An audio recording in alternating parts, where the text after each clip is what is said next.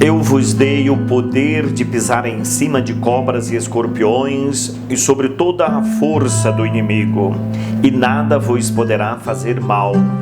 Contudo, não vos alegreis porque os espíritos vos obedecem.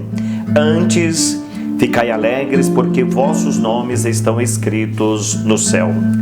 Meus irmãos, minhas irmãs, hoje é sábado, dia 4 de outubro de 2025. O Evangelho de Jesus Cristo, que estamos meditando, é de autoria de Lucas, capítulo 10, versículo de 17 a 24. Os discípulos estão trazendo uma boa notícia a Jesus, após a grande missão, 72 discípulos voltando da experiência missionária e contando as alegrias, e diz a Jesus: olha, nós vencemos até mesmo Satanás, os espíritos maus nos obedeceram pela tua graça, o teu poder. E Jesus lembra no próprio Evangelho, olha, esse não deve ser o motivo maior que vocês devam trazer como mérito da missão, mas o mais importante é que os vossos nomes estão escritos no céu. Então, Jesus lembra que tudo que o cristão, o discípulo realiza no mundo, não pode então envaidecer-se. Ele não pode atribuir exclusivamente os méritos, as conquistas, a dominação até mesmo das forças demoníacas, as forças do mal, como se fosse ali uma conquista pessoal. Mas Jesus lembra que tudo deve ser feito com o sentido da consciência no céu. O que eu faço, não faço no meu nome. Então, há pouco nós refletimos o Evangelho. Ninguém se auto-envia, ou seja, eu sou um discípulo porque eu sou convidado. E quem nos convida é o autor da missão, é o dono da missão. É aquele que lança. E por isso eu vou ao mundo, eu anuncio não o que eu imagino que seja bom, o que seja positivo até mesmo para a vida dos outros, mas aquilo que Jesus manda.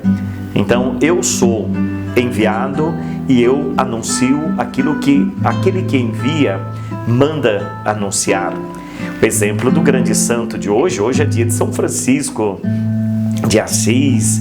Francisco nasceu numa família muito bem servida dos bens do mundo, O seu pai era um comerciante muito bem sucedido financeiramente. Em algum momento ali, depois de uma experiência de vida de Francisco, no meio dos seus amigos, das famílias bem-sucedidas, Francisco foi tocado por este convite feito por Jesus Cristo para que ele renunciasse tudo e ele seguisse então a pobreza como aspecto concreto da mensagem do Evangelho. Francisco sabia tão bem o que queria para a sua própria vida, que até mesmo transformou o seu aspecto físico em desapego dos bens do mundo, para viver então o tesouro maior que foi o reino de Deus, a causa que levou Francisco então a enfrentar todas as dificuldades, as barreiras, as incompreensões, até mesmo a sua família.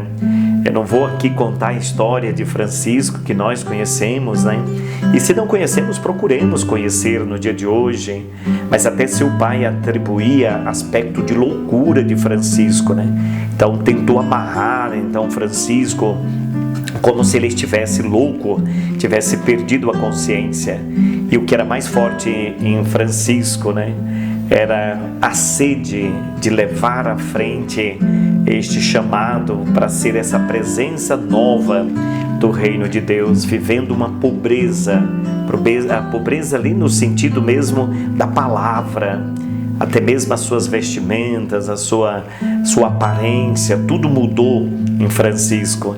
E ali ele foi dando passos, fundou a sua comunidade religiosa, o seu grupo ali de convivência, e chegou aquele ambiente da igreja que o Evangelho de fato era visível, o Evangelho era encarnado, a pobreza evangélica agora ali podia ser visto naquele pequeno sinal da presença de Francisco no contexto daquela igreja, marcada pela liturgia, marcada pelos sacramentos, mas Francisco abre ali um novo horizonte para que o Evangelho pudesse ser sentido pelas pessoas, o que nós vemos até no dia de hoje.